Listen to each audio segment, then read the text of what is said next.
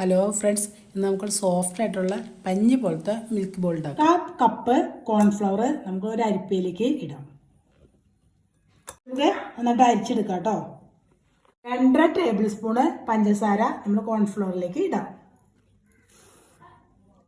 പിഞ്ചുപ്പ് നന്നായിട്ട് മിക്സ് ചെയ്യാം കേട്ടോ. ഒരു 3/4 ടേബിൾ സ്പൂണ് പാൽപ്പൊടി കേട്ടോ. നിങ്ങളുടെ കയ്യിലുണ്ടെങ്കിൽ മാത്രം ഓപ്ഷനിലാണ്. ഇനി നന്നായിട്ടൊന്ന് മിക്സ് ചെയ്യാം. ഇതിലേക്ക് 1 കപ്പ് പാലൊഴിക്കുക. 1/2 ടീസ്പൂണ് വാനില എസൻസ് ഒഴിക്കുക. ഇനി നന്നായിട്ട് മിക്സ് ചെയ്യാം.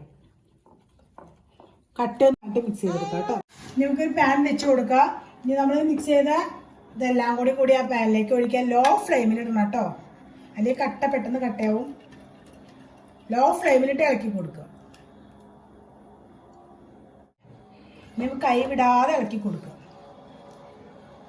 ചെറിയ കട്ട വരുമ്പോൾ നമുക്ക് ഇതിലേക്ക് 2 ടേബിൾ സ്പൂൺ ബട്ടർ ഒഴിക്കുക കേട്ടോ.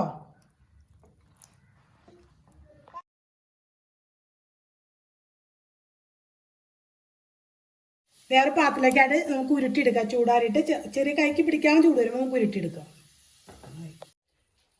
നമുക്ക് ഇതുപോലെ ചെറുതാക്കി ബോളായിട്ട് ഉരുട്ടിയെടുക്കാം കേട്ടോ. ബാക്കിയെല്ലാം ഇതുപോലെ തന്നെ ചെയ്യാം.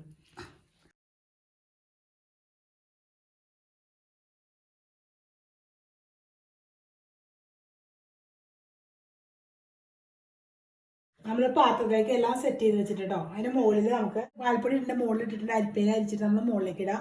ഇനി കുറച്ചിൻ്റെ മുകളിൽ ഞാൻ കൊക്കോ പൗഡർ ഉണ്ട് കേട്ടോ. ഇതുപോലെ അരിപ്പയിൽ അരിച്ചിട്ട് മുകളിൽ ഇങ്ങനെ ഇട്ടാൽ മതി കേട്ടോ. അപ്പോൾ നമ്മുടെ മിൽക്ക് ബോൾ ഇവിടെ റെഡി ആയിട്ടുണ്ട്. അപ്പോൾ നിങ്ങളെല്ലാവരും ട്രൈ ചെയ്ത് നോക്കുക. ഇഷ്ടപ്പെട്ടെങ്കിൽ ലൈക്ക് ചെയ്യുക, ഷെയർ ചെയ്യുക, ഫീഡ്ബാക്ക് അറിയിക്കുക.